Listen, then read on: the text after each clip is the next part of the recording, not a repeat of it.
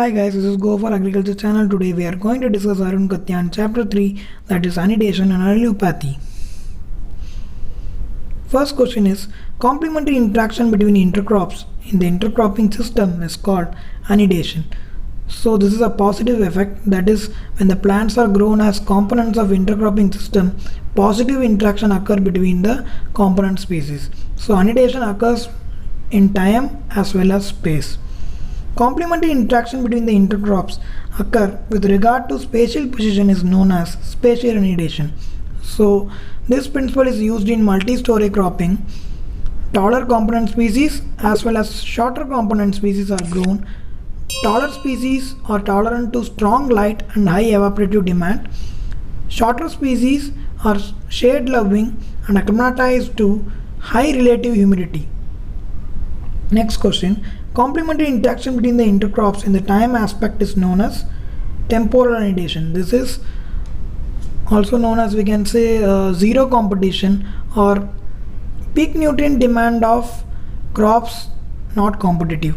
For example, peak nutrient demand of maize is 50 days after sowing, and peak nutrient demand of green gram is 30 to 35 days after sowing. Next question. The competitive interaction between the crop species in intercropping and sequential cropping through release of chemical substances, this is known as allelopathy. This is a negative effect. Such toxins are exuded by roots or produced by decomposition of residues of one crop species. These have direct or indirect harmful effect on other crop species. Next question. The direct or indirect harmful effect on other crops through release of toxic substances from the plant is known as true allelopathy. That is, the toxins is released by same plant. Next question. When precursor is released, which is converted into active substances by some microorganism, is called functional allelopathy. So in true allelopathy, toxins produced by same plant or same root, but in functional allelopathy, the toxins are produced by some microorganisms. Next question. What are the two ways that is observed by allelopathy? First is allo-inhibition, next is auto-inhibition.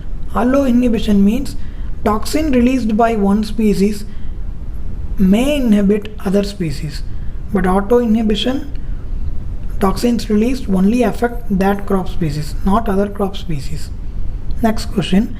A type of chemical that is released by plants which shows allelopathy effect. This is called allelochemicals.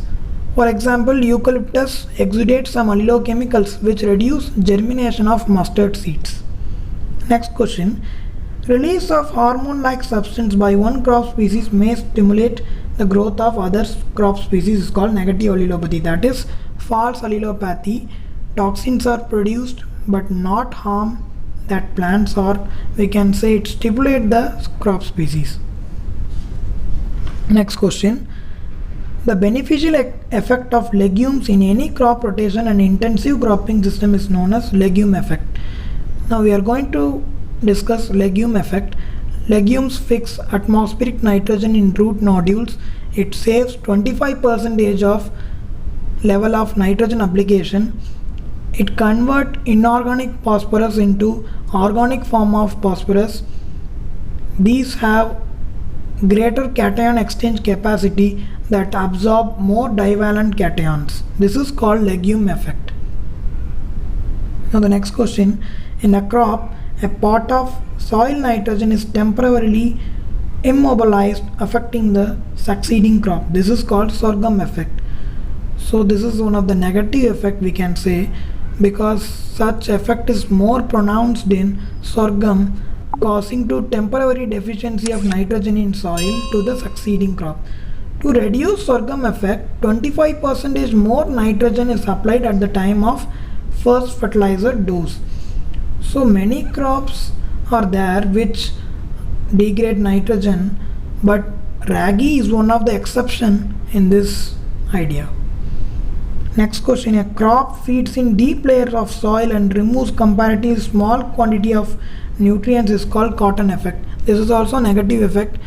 If we plant cotton, it removes smaller quantities of nutrients and also feeds in the deeper layers. So the succeeding crop should be shallow root system so that it is able to tap on the unused pool of nutrients in the surface layer of soil. Thanks for watching this video. If you want more and more videos, subscribe Go for Agriculture channel. If you want the PPT, you can download from the Telegram channel Go for Agriculture. Till then, stay tuned.